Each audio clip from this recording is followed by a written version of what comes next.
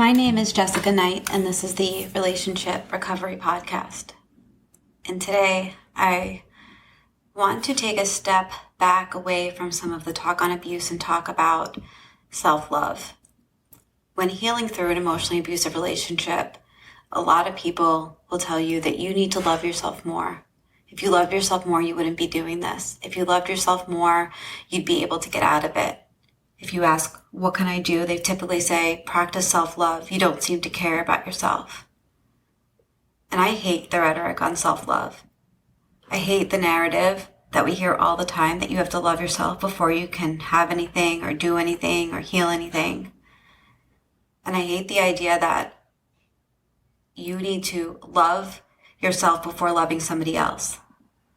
Because children like me, who grew up in a home where it was normal for a parent to tell you what you think or what you believe, or or that you will be nothing or have nothing or do nothing, do not know how to love themselves.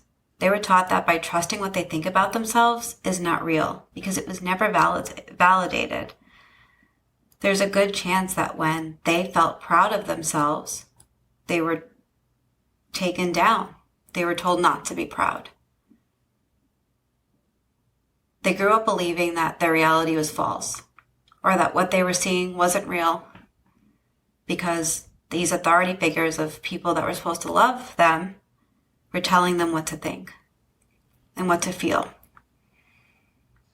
Their sense of self is based on information from the outside world, while they are likely getting invalidation of all their positive feelings. This is in contrast to another dynamic of a family who, may have been more nurturing, approving, allowed their children to express themselves and their emotions. Those kids grew up with an internal sense of self-worth and trust within themselves that was supported by their caregivers, that was validated. When our first instinct is to tell someone they need more self-love, it can be very shaming and damaging, especially if they hear it from everyone in their life, every Instagram post, every self-help book. The abused, abandoned child is sitting there and screaming, how? Explain how the fuck how?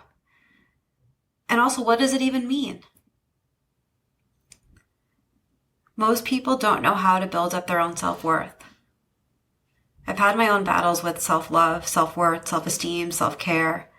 I certainly resented all the words associated with it. And when I was going through my healing from an emotionally abusive situation, all I knew is that I wanted to be able to trust myself. I wanted to know that my reality was real. I wanted to know that I was able and capable of taking care of myself. When I work with clients on this, I always come from a place of small steps. I don't use the word self-love. I don't tell them they need to love themselves to move forward. I tell them I want to help them feel proud of themselves.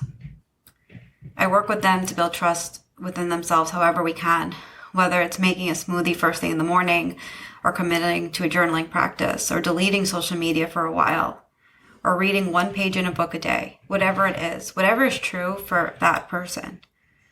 We work on establishing that and detangling the inner monologue that is likely someone else's voice telling them who they are. And so the reason that I wanted to go over that today, and I know that this is a very quick podcast, is because it's really important, if you are going through an emotionally abusive situation, to not blame yourself for not loving yourself, for not liking yourself, for not feeling like you're ever going to love yourself. At this point, you probably don't even know how to. And whether or not you grew up in an abusive situation or not, you just went through one.